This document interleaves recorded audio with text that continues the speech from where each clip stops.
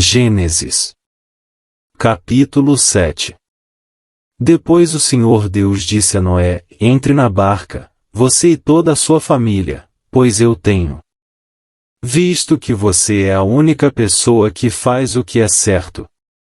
Leve junto com você 7 casais de cada espécie de animal puro e um casal de cada espécie de animal impuro. Leve também 7 casais de cada espécie de ave para que se conservem as espécies que existem na terra. Pois daqui a 7 dias eu vou fazer chover durante 40 dias e 40 noites. Assim vou acabar com todos os seres vivos que criei. E Noé fez tudo conforme o que o Senhor Deus havia mandado. Noé tinha 600 anos de idade quando as águas do dilúvio cobriram a terra. A fim de escapar do dilúvio, ele entrou na barca junto com os seus filhos, a sua mulher e as suas noras. Os animais puros e os impuros, os que se arrastam pelo chão e as aves. Entraram com Noé na barca de 2 em 2, macho e fêmea, como Deus havia mandado. 7 dias depois, as águas do dilúvio começaram a cobrir a terra. Nesse tempo Noé tinha 600 anos. No dia 17 do 2º mês, se arrebentaram todas as fontes do grande mar, e foram abertas as janelas do céu. E caiu chuva sobre a terra durante 40 dias e 40 noites.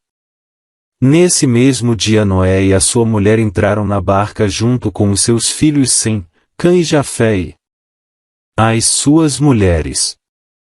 Com eles entraram animais de todas as espécies, os domésticos e os selvagens, os que se arrastam pelo chão e as aves. Todos os animais entraram com Noé na barca, de 2 em 2. Entraram machos e fêmeas de cada espécie, de acordo com o que Deus havia mandado Noé fazer. Aí o Senhor fechou a porta da barca. O dilúvio durou 40 dias. A água subiu e levantou a barca, e ela começou a boiar. A água foi subindo, e a barca continuou a boiar. A água subiu tanto, que cobriu todas as montanhas mais altas da terra. E depois ainda subiu mais 7 metros. Morreram todos os seres vivos que havia na terra, isto é, as aves, os animais domésticos, os animais selvagens, os animais que se arrastam pelo chão e os seres humanos. Morreu tudo o que havia na terra, tudo que tinha vida e respirava. Somente Noé e os que estavam com ele na barca ficaram vivos. O resto foi destruído, isto é, os seres humanos, os animais domésticos, os animais selvagens e os que se arrastam pelo chão e as aves. Só 150 dias depois é que a água começou a baixar. Esdras. Capítulo 7. Alguns anos depois, quando Artaxerxes era rei da Pérsia, um homem chamado Esdras foi da Babilônia para Jerusalém. Ele era descendente de Arão, o grande sacerdote.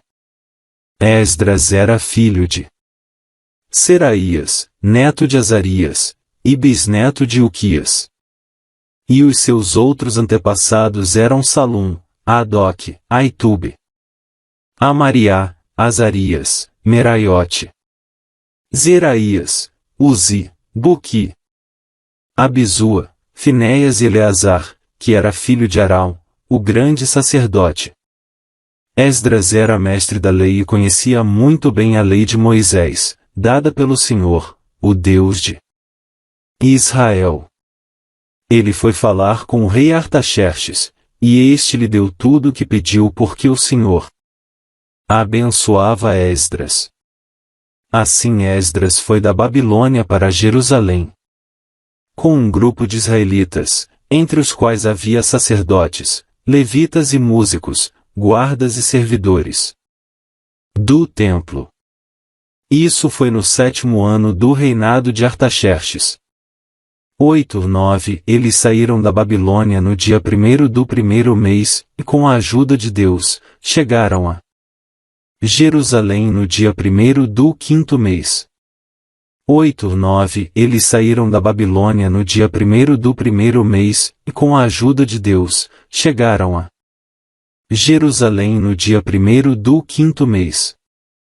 Esdras havia dedicado a sua vida a estudar, e a praticar a lei do Senhor, e a ensinar todos os seus mandamentos ao povo de Israel.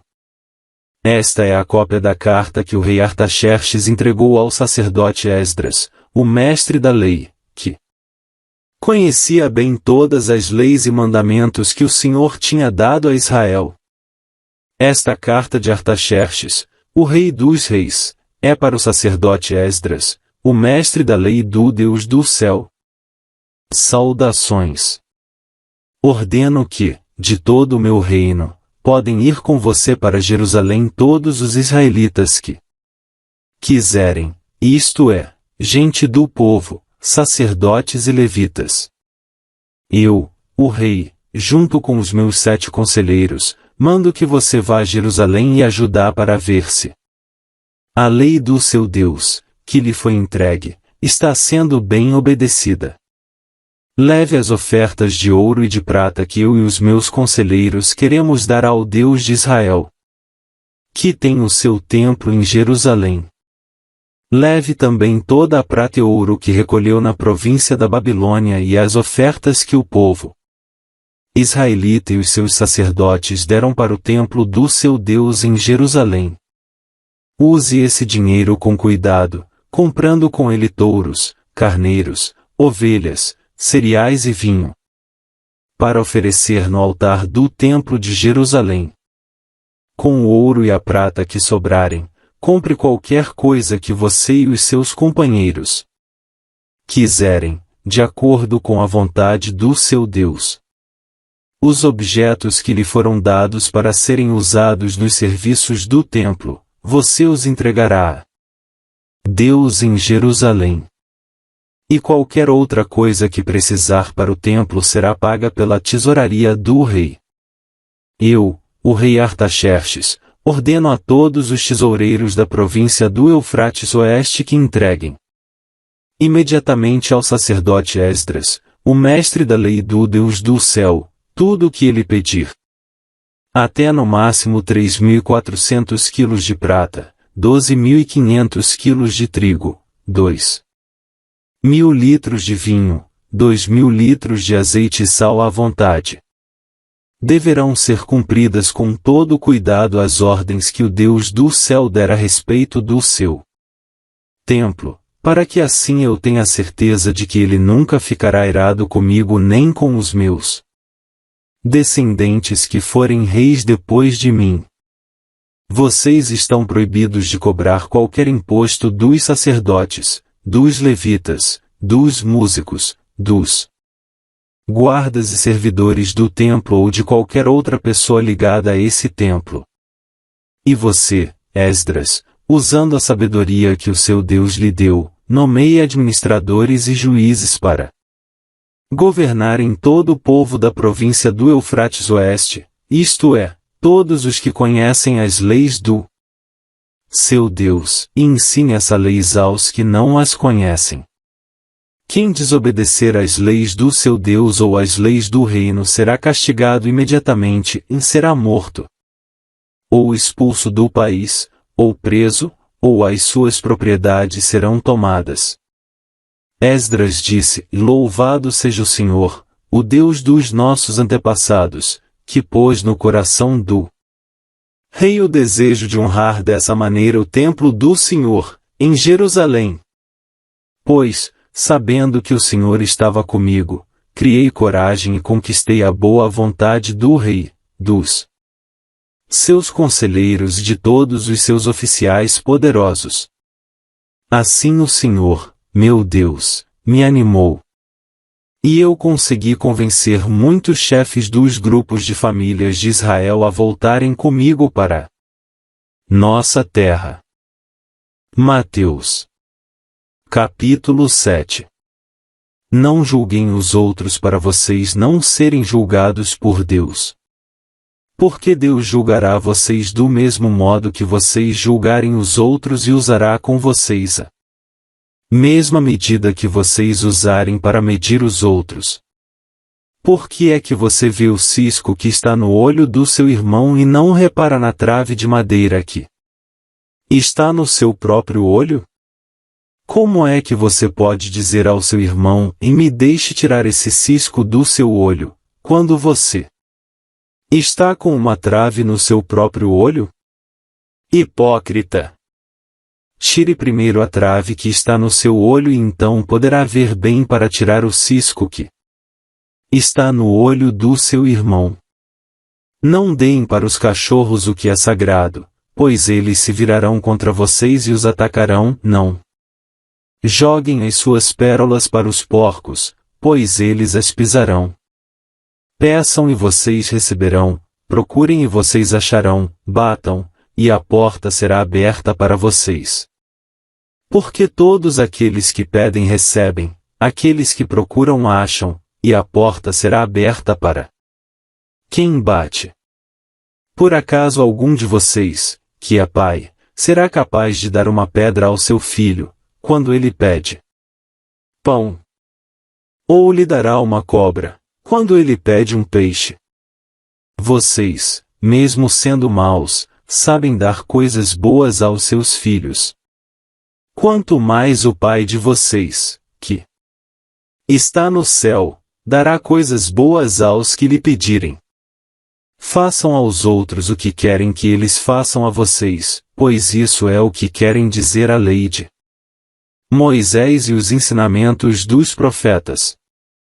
Entrem pela porta estreita porque a porta larga e o caminho fácil levam para o inferno, e há muitas pessoas que andam por esse caminho. A porta estreita e o caminho difícil levam para a vida, e poucas pessoas encontram esse caminho. Cuidado com os falsos profetas. Eles chegam disfarçados de ovelhas, mas por dentro são lobos selvagens. Vocês os conhecerão pelo que eles fazem. Os espinheiros não dão uvas, e os pés de urtiga não dão figos. Assim, toda árvore boa dá frutas boas, e a árvore que não presta dá frutas ruins. A árvore boa não pode dar frutas ruins, e a árvore que não presta não pode dar frutas boas. Toda árvore que não dá frutas boas é cortada e jogada no fogo. Portanto, vocês conhecerão os falsos profetas pelas coisas que eles fazem. Não é toda pessoa que me chama de Senhor, Senhor que entrará no reino do céu, mas somente quem faz a vontade do meu Pai, que está no céu. Quando aquele dia chegar, muitas pessoas vão me dizer, Senhor, Senhor, pelo poder do seu nome anunciamos a mensagem de Deus e pelo seu nome expulsamos demônios e fizemos muitos milagres. Então eu direi claramente a essas pessoas, eu nunca conheci vocês. Afastem-se de mim, vocês que só fazem o mal. Quem ouve esses meus ensinamentos e vive de acordo com eles é como um homem sábio que construiu a sua casa na rocha. Caiu a chuva, vieram as enchentes, e o vento soprou com força contra aquela casa. Porém ela não caiu porque havia sido construída na rocha. Quem ouve esses meus ensinamentos e não vive de acordo com eles é como um homem sem juízo que construiu a sua casa na areia. Caiu a chuva, vieram as enchentes, e o vento soprou com força contra aquela casa. Ela caiu e ficou totalmente destruída. Quando Jesus acabou de falar, as multidões estavam admiradas com a sua maneira de ensinar. Ele não era como os mestres da lei, pelo contrário, ensinava com a autoridade dele mesmo.